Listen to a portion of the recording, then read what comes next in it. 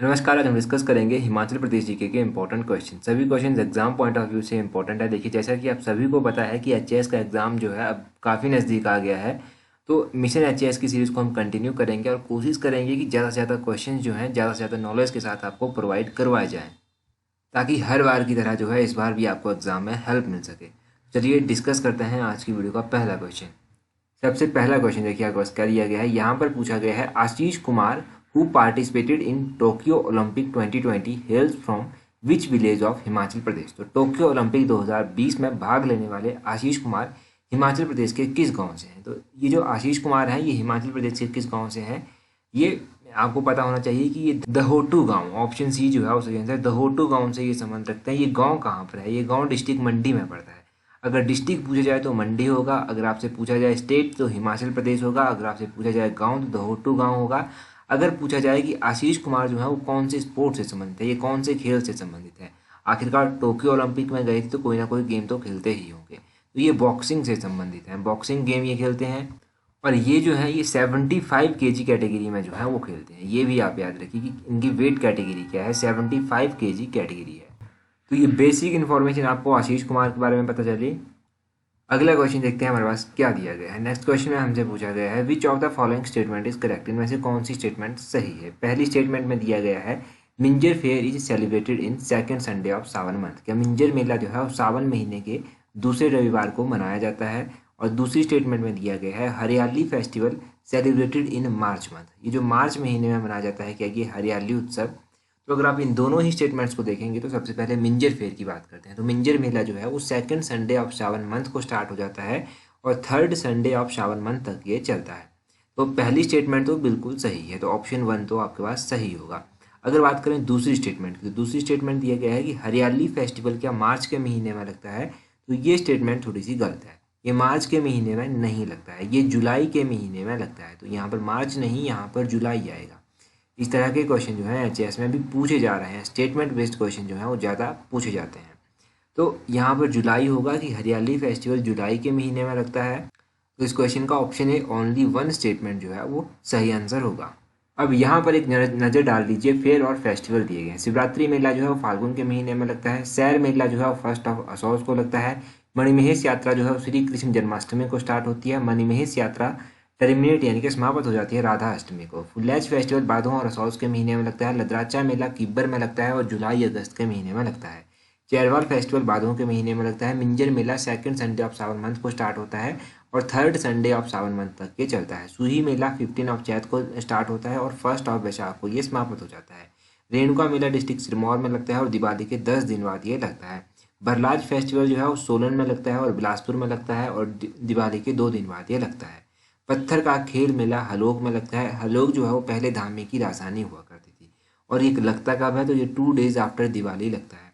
Bishu Peshwa Baisakhi festival जो है वो ज्येष्ठ के महीने में लगता है। नौली मेला जो है वो मंडी में लगता है। काहिका मेला कुल्लू में लगता है। सोवी यात्रा श्री नैना देवी से संबंध रखती है। घंटाल फेस्टिवल लाहौल में लगता है, जून के महीने में लगता है। थॉनथॉन फेस्टिवल भी लाहौल में लगता है और अप्रैल के महीने में लगता है। पहला स्टेट लेवल लोहरी फेस्टिवल जो था वो सेलिब्रेट किया गया था हेरिटेज विलेज प्रागपुर में 13 जनवरी 2010 को। ये क्वेश्चन लास्ट टाइम पूछा भी गया था। तो ये सब इंपॉर्टेंट क्वेश्चन आप याद रखिए। नेक्स्ट क्वेश्चन देखते हैं हमारे पास क्या दिया गया है। नेक्स्ट क्वेश्चन में पूछा गया है, Janekhang is a type of marriage among which of the following tribe. तो जानेखंग निम्नलिखित में से किस जनजाति में आम विवाह का प्रकार है। ये एक कॉमन मैरिज का टाइप है। जानेखंग जो है कैसी टाइप का है, एक कॉमन मैरिज का टाइप है और ये किसके बीच में फेमस है। तो इसका सही आंसर होगा option D, none of these. इनमें से किसी भी के बीच में ये जो है ये कॉमन मैरिज का टाइप नहीं है। फिर ये किसके बीच में एक कॉमन मैरिज का टाइप है। तो यहाँ पर आप देखिए बॉक्स नंबर 2 में, यहाँ पर जो किन्नर्स होते हैं, किन्नौरास जो होते हैं, इनके बीच में जानेखंग हो गया, जनेतंग हो गया, ये अरेंज मैरिज के टाइप होते हैं। दम चालीसा हो गया, बेनांग हो गया, हचीश हो गया, ये लव मैरिज के टाइप होते हैं। दरोश हो गया, दुवेवे हो गया, आशीष हो गया, हुतिश्चे हो गया, ये फोर्सेबल मैरिज के टाइप हैं। और उसी तरह लाहौल के बीच में जो है दिवांगस्टन मोतेबियन, ये अरेंज मैरिज के टाइप हैं। ख्वाची ब्याह ये भी अरेंज मैरिज का टाइप है। कुंची ब्याह और कुनमा ब्याह ये भी अलॉटमेंट है, भागकर की जाने वाली शादियाँ हैं। अब देखिए प्रोनाउंसिएशन आप अपने हिसाब से भी कर सकते हैं। पख्तून देखिए खम्पास के बीच में मैरिज का टाइप है। जाओ छे जो है ये डाइवोर्स का टाइप है खम्पास के बीच में। स्पीति की बात करें तो स्पीति में जो है वो खानदम है एक मैरिज का टाइप और दूसरा जो है खुपचा चाह है, इसको तसुत वाकची भी कहते हैं, ये डाइवोर्स का टाइप है। तो ये 3-4 जो ट्राइब्स हैं इनके इंपॉर्टेंट मैरिज के टाइप हो गए, डाइवोर्स के टाइप जो मैंने बताए, इनको याद रखिए। कई बार एग्जाम में पूछ लिया जाता है कि तसुत वाकची किसका टाइप है, तो याद रखिएगा अब ये डाइवोर्स का टाइप माना जाता है। एक और बात, अगर अभी तक आपने हमें टेलीग्राम, इंस्टाग्राम, फेसबुक पर ज्वाइन नहीं किया है तो इन सभी का लिंक नीचे डिस्क्रिप्शन बॉक्स में दिया गया है। टेलीग्राम पर आपको इंपॉर्टेंट वीडियोस की पीडीएफ मिल जाएगी, इंस्टाग्राम पर आपको 1 लाइन क्वेश्चंस और छोटी छोटी इंपॉर्टेंट इन्फॉर्मेशन मिल जाएगी, और फेसबुक पर भी कुछ आपको इस तरह का मिल जाएगा। तो इन सभी पर आप हमें ज़रूर ज्वाइन कीजिएगा। अगला क्वेश्चन देखिए, विच of the match the following, तो निम्नलिखित का मिलान करना है। ठीक है, यहाँ पर कुछ ग्लेशियर्स दिए गए हैं और यहाँ पर कुछ वैलीज दी गई हैं, इनको आपको मिलान करना है। हिंदी में भी दिया गया है, अगर कोई हिंदी में पढ़ना चाहता है तो। अगर हम देखेंगे तो मंथौरा, मंथौरा एक ग्लेशियर है, ये कौन सी वैली में पड़ता है। उसी तरह मुकिला हो गया, दुधोन हो गया, छोटा सिगड़ी हो गया। तो सबसे पहले तो हम चलेंगे सबसे आसान से। तो सबसे आसान कौन है, दुधोन ग्लेशियर सबसे आसान है। दुधोन ग्लेशियर जो है वो कुल्लू वैली में पड़ता है, ये बिल्कुल सही मैच किया गया है यहाँ पर। अगर बात करें छोटा सिगड़ी ग्लेशियर की, जो छोटा सिगड़ी ग्लेशियर जो है ये भी चंद्रा वैली में ही पड़ता है, तो ये मैच भी बिल्कुल सही किया गया है। अब हमारे पास 2 बच जाते हैं। तो सी का देखिएगा आप तीसरा होगा और डी का देखिएगा आप चौथा होगा। तो इस हिसाब से ये ऑप्शन एलिमिनेट हो जाता है, ये ऑप्शन एलिमिनेट हो जाता है। अब आपके पास 2 ऑप्शन जो है वो बच जाती है। अब आप देखिए ये जो मंथौरा ग्लेशियर है ये कौन सी वैली में पड़ता है, ये आप ध्यान रखिएगा कि ये मैयार वैली में पड़ता है। ऑप्शन 2 जो है इसका सही आंसर होगा। और मुकिला ग्लेशियर जो है ये भागा वैली में पड़ता है, इसका ऑप्शन 1 होगा। तो इस हिसाब से अगर आप देखेंगे तो ये मैच बनता है 2-1-3-4 का। तो 2-1-3-4 यहाँ पर ऑप्शन ए जो है वो सही आंसर आएगा। ये काफ़ी इंपॉर्टेंट क्वेश्चन है। ठीक है, तो एग्जाम में ये पूछा भी जा सकता है इस तरह से, कोई भी एक ग्लेशियर उठा के भी आपसे पूछ सकते हैं अगर आप किसी को पूछना है। तो याद रखिएगा यहाँ से कुछ ज़्यादा नहीं जानेंगे, बस इनको एक बार फिर से रिवाइज कर लीजिए। मंथौरा म्यार वैली में पड़ता है, मुकिला भागा वैली में पड़ता है, दुधोन कुल्लू वैली में पड़ता है, छोटा सिगरी चंद्रा वैली में पड़ता है। अगला क्वेश्चन देखिए, total length of railway line in Himachal Pradesh, ये 2018-19 के आंकड़ों के अकॉर्डिंग पूछा गया है कि हिमाचल प्रदेश में रेलवे लाइन की कुल लंबाई कितनी है। क्वेश्चन को ध्यान से पढ़िए और आंसर कीजिए। हिमाचल प्रदेश में जो रेलवे लाइन की कुल लंबाई है वो कितनी है, वो है 242 किलोमीटर। ऑप्शन सी जो है वो सही आंसर। 2018-19 के अकॉर्डिंग हम बात कर रहे हैं। अगर हम बात करें तो 3 रेलवे लाइन हिमाचल प्रदेश में पड़ती है। एक की लंबाई है 113 किलोमीटर, दूसरी की लंबाई है 96 किलोमीटर और तीसरी की लंबाई है 33 किलोमीटर। अगर आप इन तीनों को जो है प्लस करेंगे तो इन तीनों को प्लस करके 242 जो है वो आ जाएगा, 242 जो है वो आ जाएगा। तो ये जो है ये हिमाचल प्रदेश में रेलवे लाइन है। अगर बात करें कालका शिमला रेलवे लाइन की तो इसकी लंबाई है 96। और अगर हम बात करें उसके बाद पठानकोट जोगिंदरनगर की तो उसकी लंबाई है 113 किलोमीटर। और उसके बाद हमारे पास एक ब्रॉड गेज रेलवे लाइन भी है हिमाचल प्रदेश में, उसका नाम है जो नंगल ऊना का जो ब्रॉड गॉज है उसकी लंबाई है 33 किलोमीटर। तो इन तीनों को आप याद रखिएगा कि इन तीनों का टोटल लंबाई है 242 किलोमीटर। अब पूछने वाला आपसे ये भी पूछता है एग्जाम में क्वेश्चन कि ये जो कालका शिमला रेलवे लाइन थी इसको हेरिटेज लिस्ट में कब शामिल किया गया। तो जल्दी से कमेंट करके बता दीजिए कि कालका शिमला रेलवे लाइन को कब हेरिटेज लिस्ट में जो था वो डाला गया था। अब अगला क्वेश्चन देखते हैं हमारे पास क्या दिया गया है। अगले क्वेश्चन में पूछा गया है विच of the following combination is not correct, इनमें से कौन सा कॉम्बिनेशन जो है वो सही नहीं है। कॉम्बिनेशन आपके पास इस तरह से दिए गए हैं, क्या बचरेटू कोट हिल्स में पड़ता है, दगोगा महलोग नैना देवी हिल्स में पड़ता है, क्या साल्ट माइंस जो है वो घूघरधार में है, क्या ये सभी सही दिए गए हैं। तो आपसे पूछा गया है कि सही नहीं कौन सा है। नहीं जब आपसे पूछा गया है तो सबसे पहले याद रखिएगा कि बछरेटू जो कि डिस्ट्रिक्ट बिलासपुर में पड़ता है, ये कौन सी हिल्स में पड़ता है, ये कोट हिल्स में पड़ता है। तो ये कोट हिल्स भी बिलासपुर में स्थित है। 2 क्वेश्चंस क्लियर हो गए, बछरेटू का और कोट हिल्स का। तो पहली स्टेटमेंट आपके पास बिल्कुल सही दी गई है। अब आप सीधा आप दूसरी स्टेटमेंट पे चलिए। यहाँ पर पूछा गया है दगोगा महलौत, ये क्या नैना देवी हिल्स में पड़ता है। पहले नैना देवी हिल्स कहाँ पर है, बिलासपुर में पड़ती है। दगोगा महलौत कहाँ पर है, ये भी बिलासपुर में पड़ता है, परंतु ये नैना देवी हिल्स में नहीं पड़ता है। ये जो है ये कोट हिल्स में पड़ता है, इसका भी कोट हिल्स ही होगा। तो ये स्टेटमेंट आपके पास गलत आ जाती है। ठीक है, दूसरी स्टेटमेंट गलत है। अब तीसरी स्टेटमेंट को देखते हैं। तीसरी स्टेटमेंट है साल्ट माइंस। हिमाचल प्रदेश में साल्ट की माइंस कहाँ पर है, ये डिस्ट्रिक्ट मंडी के गुम्मा और द्रंग में है। तो ये जो गुम्मा और द्रंग की जो माइंस हैं ये घूघरधार में पड़ती हैं। घूघरधार ये बिल्कुल सही दिया गया है। तो इसका जो इनकरेक्ट है वो है ऑप्शन बी, दगोगा महलौग जो है वो नैना देवी हिल्स में नहीं पड़ता है, ये कोट हिल्स में पड़ता है। होपफुली ये कॉन्सेप्ट आपका यहाँ से अब क्लियर हो गया होगा, अब यहाँ पर आपको कोई डाउट नहीं रहेगा। अगला क्वेश्चन देखते हैं हमारे पास क्या दिया गया है। नेक्स्ट क्वेश्चन में पूछा गया है, Suket was transferred from political control of Punjab government to the government of India in.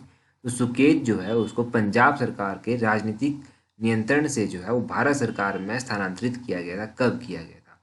तो सुकेत के बारे में पहले आप जानिए कि सुकेत को जो था वो 1921, ऑप्शन सी जो है वो सही आंसर, 1921 में जो था वो पंजाब सरकार से हटाकर जो था वो गवर्नमेंट ऑफ इंडिया में डाल दिया गया था।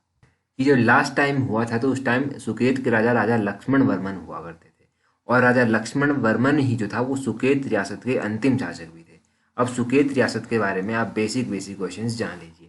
सुकेत रियासत की स्थापना किसने की? तो सुकेत रियासत की स्थापना जो था वो राजा वीरसेन के द्वारा की गई थी। 765 ईस्वी में जो था वो सुकेत रियासत की स्थापना की गई थी। विलियम मूरक्राफ्ट के द्वारा सुकेत की यात्रा कब की गई थी? तो विलियम मूरक्राफ्ट के द्वारा सुकेत की यात्रा जो था वो 1820 ईस्वी में की गई थी। उस टाइम सुकेत के राजा विक्रमसेन द्वितीय जो था वो हुआ करते थे।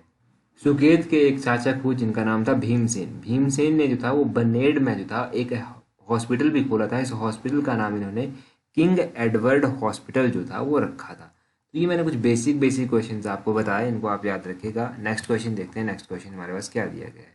अगले क्वेश्चन में पूछा गया है, यहाँ पर पूछते हैं कि Himachal Pradesh came into being in 15 April 1948 with merger of. तो 15 अप्रैल 1948 को हिमाचल प्रदेश जो था वो अस्तित्व आया था किसके विलय के साथ?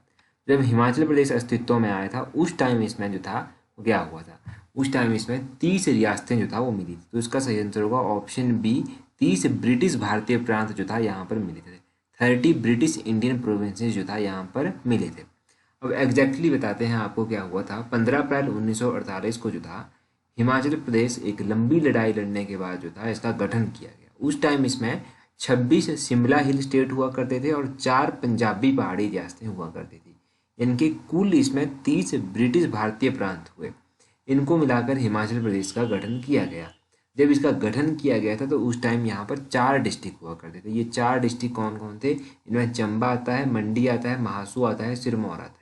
और यहाँ पर 24 तहसीलें थी उस टाइम, और 2 उप तहसीलें भी हुआ करती थी। 24 तहसीलें और 2 उप तहसीलें हुआ करती थी। फिर उसके बाद 1957 में जो था वो टेरिटोरियल काउंसिल का गठन किया गया। 1957 से लेकर 1963 तक जो था ये टेरिटोरियल काउंसिल रहा, यानी कि क्षेत्रीय परिषद रहा। अगर आपसे पूछा जाए कि क्षेत्रीय परिषद को कब समाप्त किया गया, तो 1963 में जो था वो टेरिटोरियल काउंसिल यानी कि क्षेत्रीय परिषद को जो था वो समाप्त कर दिया गया था। फिर उसके बाद 1956 में क्या हुआ? हिमाचल प्रदेश को केंद्र शासित प्रदेश बना दिया गया। ये केंद्र शासित प्रदेश जो था वो 1956 से लेकर 1971 तक रहा। और 25 जनवरी 1971 को जो था हिमाचल प्रदेश भारत का 18वें नंबर का राज्य जो था वो बन गया था। ये सब आप याद रखिए, ये बेसिक इन्फॉर्मेशन है। अगला क्वेश्चन में पूछा गया है, emu breeding farm is situated at. ये जो एमू ब्रीडिंग फार्म है ये कहाँ पर स्थित है? ये घंटवाल में स्थित है। ऑप्शन बी घंटवाल जो है वो सही आंसर है। अगर आपसे पूछा जाए कि हॉर्स ब्रीडिंग फार्म, इनके घोड़ों का प्रजनन केंद्र कहाँ पर स्थित है, तो हॉर्स ब्रीडिंग फार्म जो है वो लारी में स्थित है। लारी लाहौल स्पीति में पड़ता है। बस ये 2 क्वेश्चन मोस्ट प्रोबेबली पूछे जाते हैं। इन दोनों ही क्वेश्चंस को आप याद रखिएगा, इंपॉर्टेंट है। अगला क्वेश्चन काफ़ी इंपॉर्टेंट है, who among the following wrote Kangra painting. तो कांगड़ा पेंटिंग एक किताब है, ये किसके द्वारा लिखी गई थी? ये किताब MS रंधावा के द्वारा लिखी गई। ऑप्शन ए MS रंधावा सही आंसर है। इंपॉर्टेंट बुक्स हमने काफ़ी टाइम से रिवाइज नहीं की है, तो बुक्स के बारे में भी रिवाइज करना काफ़ी इंपॉर्टेंट है। HPSSC और HP पब्लिक सर्विस कमीशन, ये दोनों ही जो हैं किताबों के बारे में पूछते हैं। तो यहाँ पर देखिए, पोलियंड्री ऑफ हिमालयस किताब और HP its shape and status किताब YS परमार के द्वारा लिखी गई। हिमालयस अबाउट ऑफ फ्लाइट किताब निकोलस रोरिक के द्वारा लिखी गई। हिस्ट्री ऑफ मंडी स्टेट किताब मनमोहन सिंह के द्वारा लिखी गई। और हिस्ट्री ऑफ मंडी किताब विक्रम कायस्थ के द्वारा लिखी गई। मुख्तसर तारीख़ रियासत चंबा किताब गरीब खान ने लिखी। कंट्री लाइफ किताब नोरा रिचर्ड ने लिखी। History of Punjab hill states J हटिशिंसन ने लिखी। Antiquities of Chamba states JPH वोगल ने लिखी। हिमालयन सर्किट किताब JD खोसला ने लिखी। कुल्लू एंड लाहौल किताब JC ब्रूसे के द्वारा लिखी गई। हिमालयन पिलग्रिमेज किताब BN दत्तार के द्वारा लिखी गई। Himalayan district of Kullu and Lahaul Spiti और travel to Kashmir and Ladakh, ये 2 किताबें हैं, ये APF हारकोट के द्वारा लिखी गई। Indian paintings from Punjab hills WG आर्कर के द्वारा लिखी गई। इंडियन वैली पेंटिंग्स और कांगड़ा पेंटिंग, ये किताबें 2 हैं ये MS रंधावा के द्वारा लिखी गई। चंबा पेंटिंग किताब VC ओहरी के द्वारा लिखी गई। Scheduled tribe of Himachal Pradesh TS Negi के द्वारा लिखी गई। तो ये सभी इंपॉर्टेंट किताबें हैं और सभी 1 2 3 बार जो है एग्जाम में पूछी जा चुकी हैं। तो इन सभी के बारे में आप याद रखिए।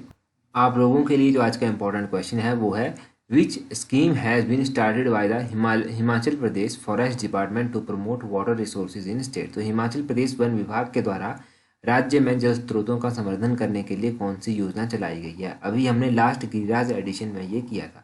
तो आई होप कि आपको इसका आंसर पता होगा और आप कमेंट करके ज़रूर बताएंगे। So that's all for today. Thank you very much for watching and listening it very patiently.